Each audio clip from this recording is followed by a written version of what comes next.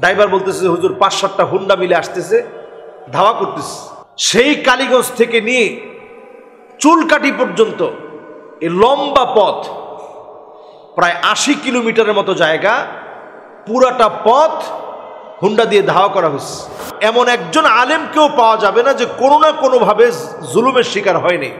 হেফাজতের ভাইদেরকে যখন দরপাকড় করা হচ্ছিল, আলেম ওলামাদেরকে যখন অ্যারেস্ট করা হচ্ছিল, মুফতি আমির হামজা সাহেবকে যখন অ্যারেস্ট করা হলো, এরপরেই অনেকগুলো নামের তালিকা হয় কারা কারা অ্যারেস্ট হচ্ছে।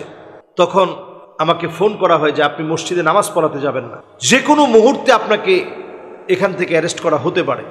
১৭ জন আলেমের নামে একটা তালিকা করা হয়, সেখানে আমার নাম যখন ছিল আমাকে তখন ডেকে নেওয়া হয়। ডেকে নিয়ে আমাকে প্রশ্ন করা হয় যে, এক ভাই জানতে চেয়েছেন যে বিগত স্বৈরাচার সরকারের সময়ে আপনি কোনো সমস্যার সম্মুখীন হয়েছেন কি? আল্লাহ রাব্বুল আলামিন আমাদেরকে সুন্দর একটা সময় দিয়েছে, কিন্তু এই সময়টা ঠিক কতদিন থাকবে আমরা কিন্তু কেউ জানি না। আমাদের কাঙ্ক্ষিত একটা অর্জন, কখন এটাকে নষ্ট করে দেওয়ার জন্য চেষ্টা তো চলছেই। কতদিন থাকবে, কতটা শক্তিশালী হবে, কতদিন স্থায়ী হবে আমরা কেউ জানি না। জালেমের জুলুমের বাইরে আমরা কেউ ছিলাম না। আজকে ঠিক যেই মসজিদের মিম্বার থেকে আমি কথা বলছি,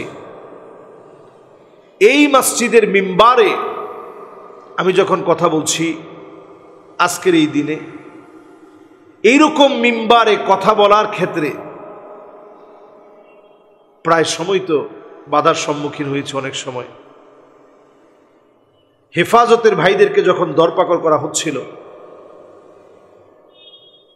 আলেম ওলামাদেরকে যখন অ্যারেস্ট করা হচ্ছিল, মুফতি আমির হামজা সাহেবকে যখন অ্যারেস্ট করা হলো, ঠিক অ্যারেস্টের আগের দিন উনি আমাকে রাত্রিবেলায় ফোন দিয়েছিলেন। মেসেঞ্জারে আমার সাথে কথা হয় লম্বা সময় ধরে। তো এই কথা হওয়ার পরে উনি যখন অ্যারেস্ট হয়ে গেলেন, উনি মিন্টু রোডে যখন ওনাকে আনা হয়, এরপরেই অনেকগুলো নামের তালিকা হয় কারা কারা অ্যারেস্ট হচ্ছে। তখন আমাকে ফোন করা হয় যে আপনি মসজিদে নামাজ পড়াতে যাবেন না, যে কোনো মুহূর্তে আপনাকে এখান থেকে অ্যারেস্ট করা হতে পারে।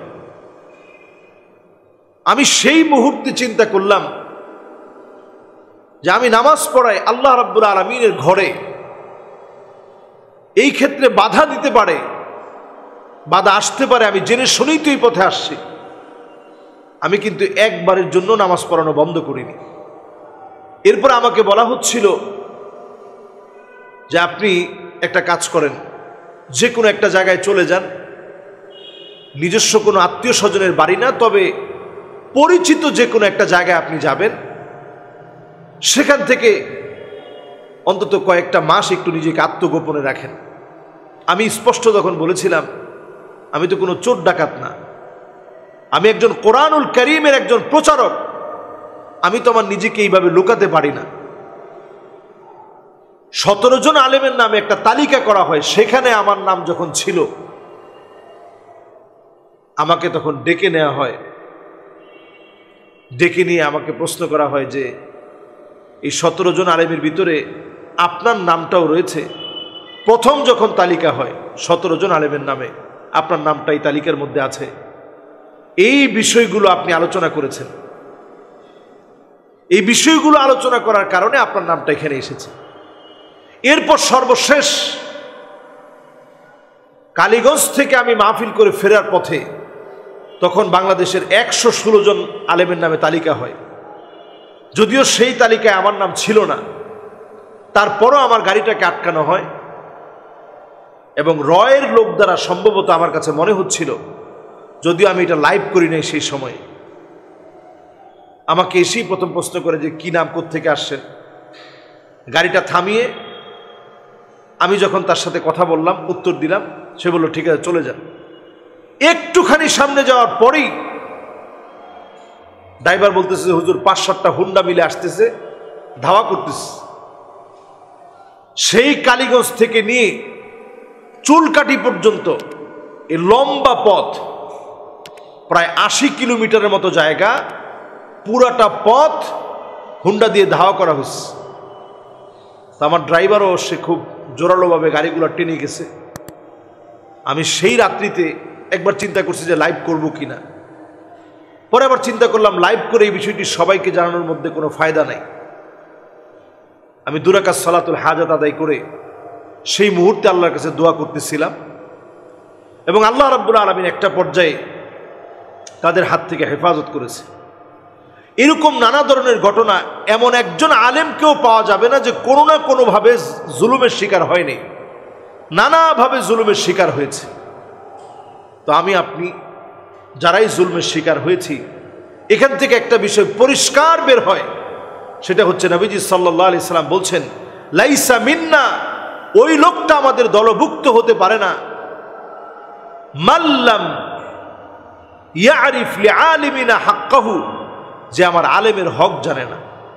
এজন্য যেই লোকটা আলেম, তাকে সম্মান দেওয়া এটা ইমানের দায়িত্ব।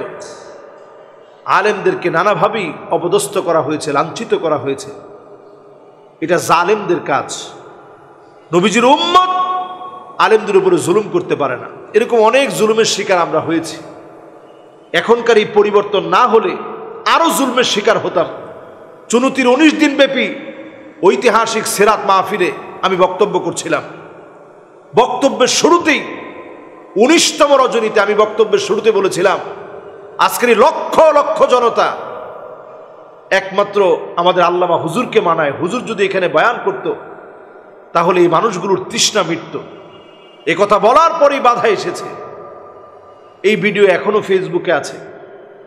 ইনশাআল্লাহ সামনের দিনে মাহফিল হবে, বাধা দেওয়ার মতো কোনো জালেম আর কোনোদিন ইনশাআল্লাহ দাঁড়াতে পারবে না। ইনশাআল্লাহ সময় আসবে, পরিবর্তনের সময় এসেছে।